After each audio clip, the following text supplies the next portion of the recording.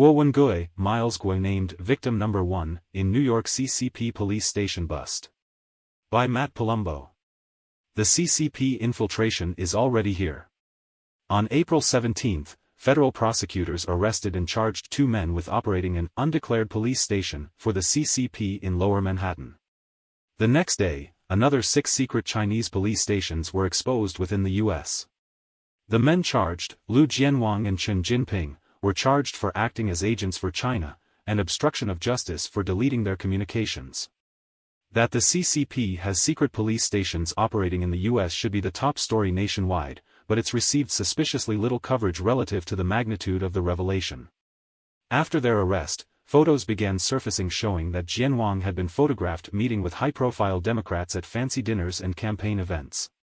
This included meeting with New York Democrat Rep. Grace Meng, as well as NYC Mayor Eric Adams and Senator Chuck Schumer in 2022 and 2023. During the meeting with Schumer, Jianwang was joined by Wu Xiaoming, a member of the Chinese consulate. While the CCP's biggest critic Miles Guo remains behind bars without having even been offered bail, both alleged CCP spies were quickly granted bail and released from custody. Jianwang posted bond of $250,000, while Jinping posted bond of $400,000. Both bonds have 3 co-signers, the names and signatures of which are redacted. Another damning case was unsealed by Brooklyn federal prosecutors on the 17th that documents the CCP has a special unit devoted just to spying on, harassing, and trying to discredit Guo, with the ultimate goal of having him sent back to China where he faces certain imprisonment or, more likely, death.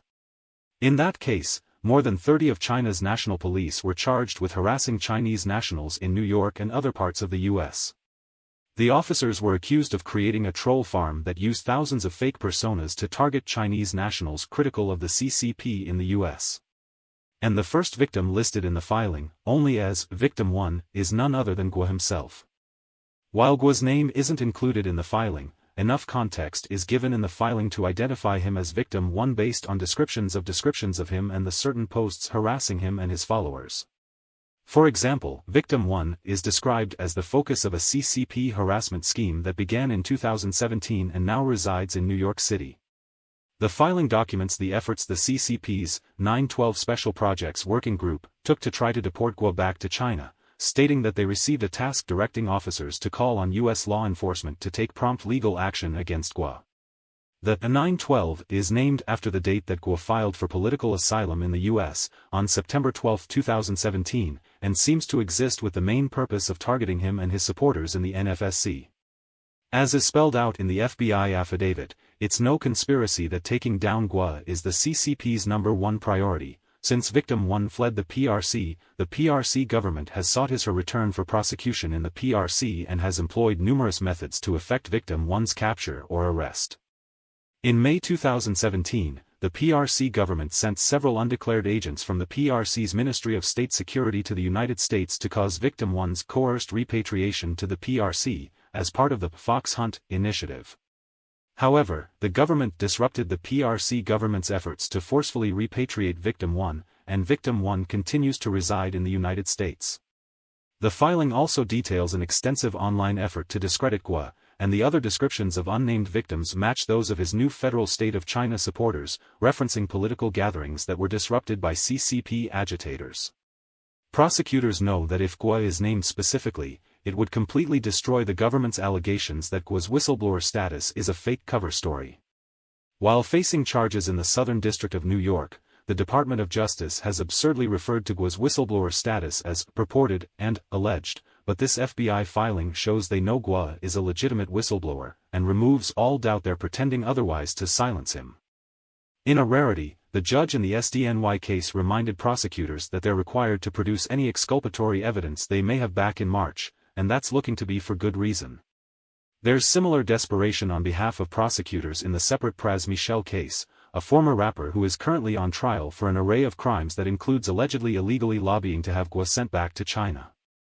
Among his alleged activities includes arranging for former senior DOJ official George Higginbotham to meet with Chinese Ambassador Cui Tiankai in Washington in July 2017 to discuss their illegal plan to return Miles Guo to Communist China, which Higginbotham was reportedly paid $41 million for. Gua's arrest has prevented him from testifying in that case. As Michel's lawyers note in a filing, service has been attempted at the Metropolitan Detention Center in Brooklyn where Gua is housed, but their process servicer was informed that absolutely no legal papers are allowed to be served in premises for this case. And in doing so, this prevents Gua from taking the stand and further exposing CCP corruption in the FBI and DOJ. Further proving how rigged the system is, Higginbottom ended up getting a plea deal in his case that didn't include jail time, while Michel was allowed out on a personal recognizance bond ahead of his trial. Given the circumstances of Gua currently, it's increasingly looking like the CCP is accomplishing their goal in infiltrating the U.S. criminal justice system. And while its perpetrators are let out on bail, their targets remain behind bars, with justice denied. It's time to fight like 1776, or live like 1984. #FreeMilesGua